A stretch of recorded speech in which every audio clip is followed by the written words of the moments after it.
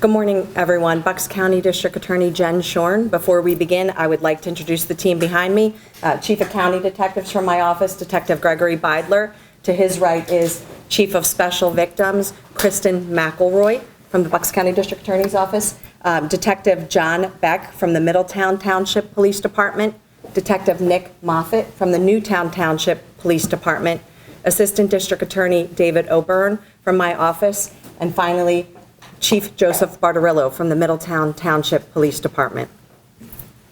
We are here today, yet again, to report the arrest of an individual where the allegations involve facts that this individual was preying upon children. What's particularly concerning about this case is the allegations involve abuse that spans several years and having began over 20 years ago.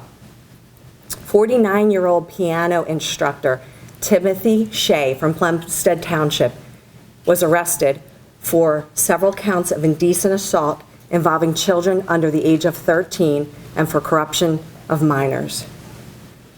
The allegations involve abuse that occurred while he was giving piano instructions to children in their home in Bucks County.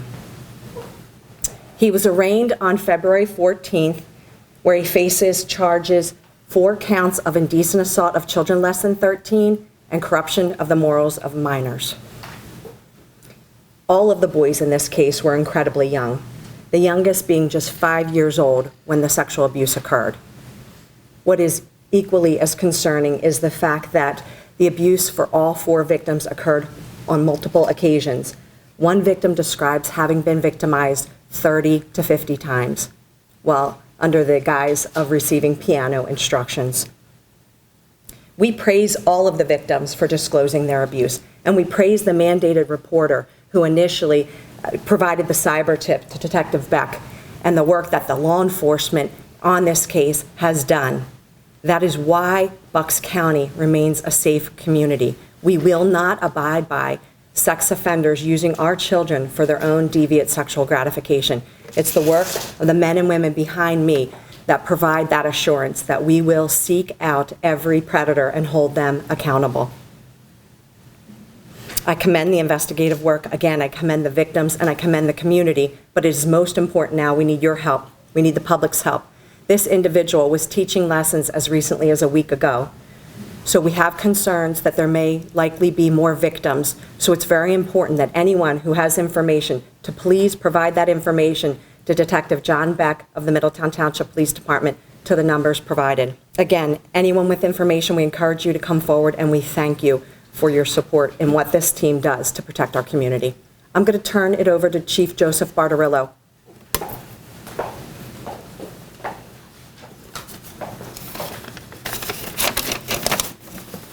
Thank you, DA Schorn.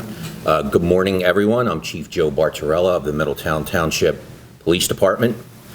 First, I want to recognize and thank Middletown Township Police Department Detective John Beck, Newtown Township Police Department Detective Nick Moffitt for their dedication and tireless efforts in this comprehensive investigation, very involved investigation. Their thoroughness and commitment ensured that the victims who bravely came forward had the opportunity to seek justice after the horrific crimes committed against them.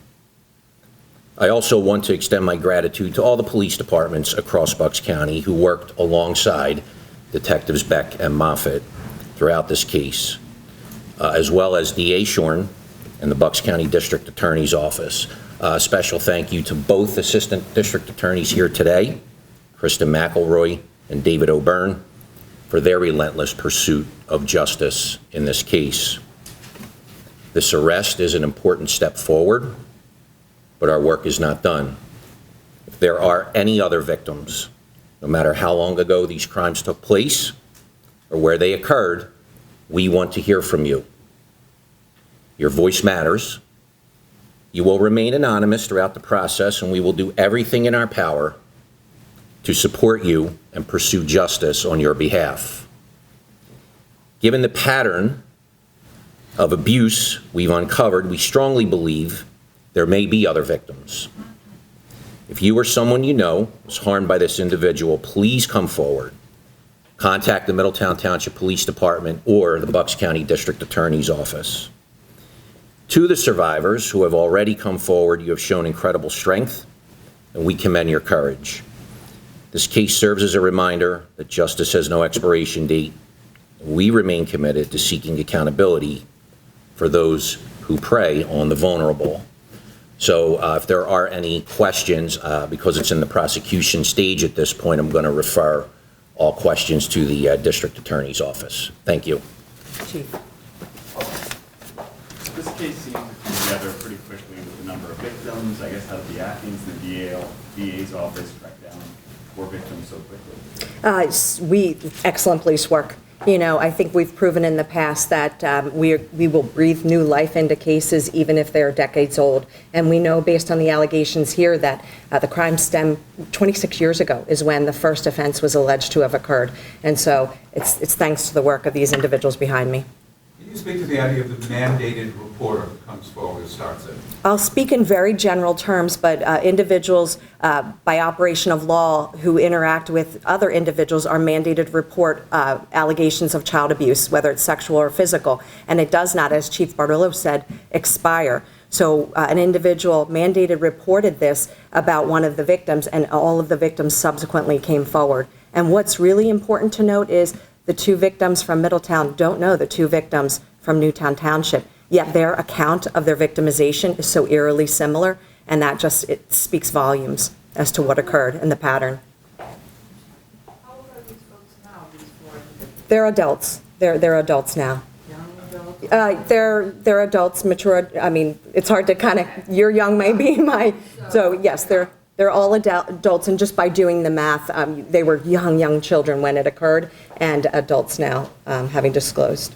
Can you tell us about the Facebook page and using this as any part of your investigation, his personal page, and how he may have been reaching victims? Yes, he was using Facebook to solicit more lessons. He taught at a location in town here in Doylestown, but also was using Facebook to solicit lessons. And you know, it's so scary. Again, this week we just had another press conference where individuals were using social media to access kids. So it really is happening at alarming rates. You said the oldest case is 26 years. What's the most recent case? The most recent case is still quite old, and so that's why we have grave concerns. It's not at all uncommon for children to never report abuse until late in adulthood, and that's why the statute of limitations in PA was expanded to someone's 50th birthday, because we all know and we see all too often that's when disclosures happen. The grooming is so effective in these cases that the children don't understand what is happening is wrong. And when they do, there's a shame and stigma associated. So again, not at all uncommon to have a disclosure made late in adulthood. This individual was a wolf in sheep's clothing and using his talents as a piano instructor to access children for his deviant gratification. Is he still behind bars at this hour? Bail? Anything like that? Yeah, his bail presently, he is incarcerated at the Bucks County Correctional Facility. Bail was set at $1 million, 10% by Judge Galloway, and that's where he remains at this point. Has he always been a piano teacher? So if these things happen as long as 26 years ago when they start, he's still at it. Has this been his profession? Yes, that's my understanding. That's how it started, and up until a week before his arrest, he was a piano instructor. Any concerns he was involved with local schools? Obviously, if that does exist, if that information does exist, I have no doubt these detectives will unearth that information. In the probable cause, it says it goes up to victim 13. So were there 13 victims or 4 victims? No, age 13. Age So they were all prepubescent. And again, that speaks volumes to this particular deviance, that these children, like I said, 5 was the youngest. I mean, kindergarten, to put it in perspective. Well, there's a potential then for a huge number of victims. There- It's been for decades here. And that's exactly why we're appealing to the public. You know, anyone who has had contact with this man, any parent who's hired them to give lessons to their children, you know, we want to hear from them. Even if they're uncertain if their child was victimized, it's important we know about them and we want to hear from them. So he gave private lessons, is that correct? Yes, private lessons in the home and also at a studio. Was he still doing them? I mean, I know these allegations, these things took place allegedly at the kids' homes. You're saying now he worked at a business. Did he still give private lessons as well, do you think? As of recently, he was using Facebook to solicit lessons, to offer lessons in the homes. of individuals who would seek an instructor. So that's okay, my apologies. I was going to say, does he have any type of record previous to this? I would be not able to speak to that. But as you can see, it doesn't much matter because we know the allegations of abuse are ongoing for years. You talked about a case earlier this week, and we've been in this room, we've talked about cases like this before. For people that say, this sounds alarming, this is happening all the time, what do you have to say to that? It does, and it is, and it's scary, but that's why Bucks County, we are proactively making sure to try to identify and target people who are preying upon our children. If there are no more, I'm sorry, go ahead.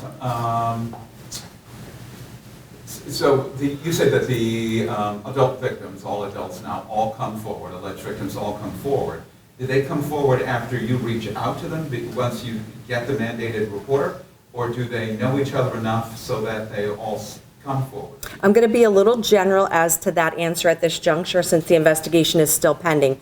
The report triggered, the mandated reporter triggered a child line report, which triggered a police investigation, and then subsequently disclosures were made. But I'm going to be general beyond that, just based on the nature of the investigation. And this is what you refer to as that cyber tip, is that correct? Correct. A little bit distinguishable from the case we had earlier this week where it was a cyber tip from online exchanges where actual content was being exchanged online. Are you guys, are police using that Facebook page and social media to go back and try to contact potential victims? There is no doubt in my mind that this team will use every resource available to them to identify, and have already began that process, to identify other potential victims. We owe it to the community to make sure those conversations are being had with parents and children. Any concerns across state lines? We're always concerned about that.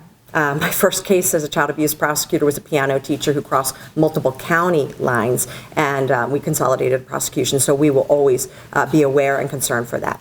Mandated reporters are mandated reporters even if they're hearing a disclosure from an adult. Yes. That would have happened when they were a minor. Yes. Still mandated. Still mandated. Absolutely. Jen, not to imply parents did anything wrong here, but as you mentioned, this happens.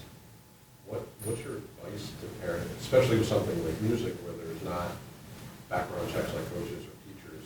What can we do as parents to try to protect our kids? Yeah, I think it's keeping the dialogue, keeping the open communication with your children. You know, these sex offenders use a stigma of we're in this together, we both did something bad, and it oftentimes very successfully silences children. So parents have to kind of destigmatize that and make sure that their children know they can come forward to an adult and disclose.